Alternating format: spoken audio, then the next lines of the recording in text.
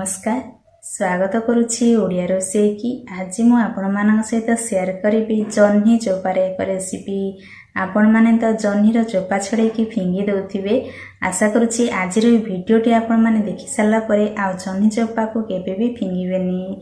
तो recipe start करबा आगरु जदि आपण आम चैनल फर्स्ट टाइम देखुछंती ताले वीडियोटी को देखि लाइक करी सब्सक्राइब कर देबे। सब्सक्राइब कला परे बेल आइकन को प्रेस करी ऑल बटन रे क्लिक कर देबे। मुझे नुआ वीडियो आपण मानक सहित शेयर करी आपण माने फर्स्ट देखि परिबे।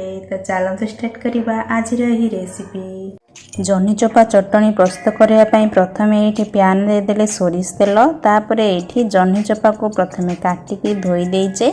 एबे एठी दे देले पैन रे आमे एठी जह्नी चोपा को भलो भाबरे फ्राई करनबा हल्का ब्राउन कलर हैला जाय। जह्नी चोपा को तो साधारणतः आपण माने बाहर करके फिंगी दउथिबे, किंतु ए वीडियोटी को देखि नियंतु आ केबे मध्य फिंगीबेनी। एठी हमर जह्नी चोपा फ्राई हे जाइछि। एबे या को एक प्लेट को बाहर करिनबा। एबे एठी जह्नी चोपा फ्राई हे साला परे एबे एठी बादाम दे दबा। मुठाए हबो बादाम नै जाइछि भलो भाबरे फ्राई करिनबा। तापरे आमे एठी आउ टिके ऐड करबा पियाज। गोटे बड़ पियाज रो अधा मु नै जाइछि एठी। तापरे एठी दे दबा आमे 5 कोला हबो रसुण। रसुण देवा द्वारा भल फ्लेवर आसी थाए। बेठी रसुण दे देले तापरे दबा आमे 2टा कंचा लंका। आ जदि अधिक राग खाया को आपण पसंद करूछंती आ गोटे 2टा मध्ये ऐड करि परिबे।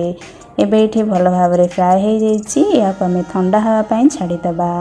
ठंडा हे साला परे एबे एठी ग्राइंडिंग जारे एहा को आमे ग्राइंडिंग करबा। मु एठी आधा ग्राइंडिंग पई आधा दे दोछि ग्राइंडिंग जारे जेतिकी धरिबो सेतिकी ही ग्राइंडिंग करंतु। बेठ अल्प पानी दे देले आ टेस्ट अनुसार लुण दे दबा। एबे एठी भलो भाबरे ग्राइंडिंग करि नैचे। एबे या को आमे बाहर करि नबा। ए जह्नी चोपा चटनी तो खाइबा को बहुत टेस्टी लागे। आपण एहा को भात रे हो किंबा रोटी रे हो खाइ परिबे। तो आउ जतिक अछि ताकू मध्य एथिरे ग्राइंडिंग करि नबा। आपण जति बड़ ग्राइंडिंग जार नउछंती ताहाले थर करे हे जिवो।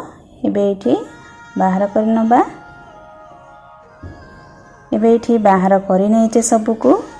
एबे एठी मिक्स कर दबा कारण मु प्रथम थर लुण पकेइथिली आ सेकंड थर लुण पकेइनी भलो भाबरे मिक्स करि नबा।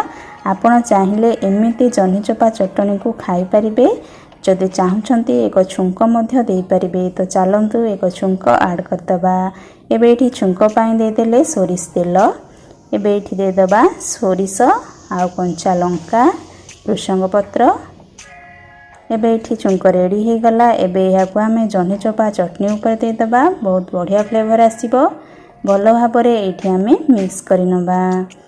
एही परी थरे बनांतु निश्चित केमिति लागिला आ आपनकर अनुभव मो सहित कमेंट सेक्शन रे शेयर करिवे। ए वीडियोटी देखि साला परे आ केबे मध्य जह्नी चोपा को आपण फिंगिबे नाही। तो रहुछि देखाबा नेक्स्ट वीडियो रे। Thank you.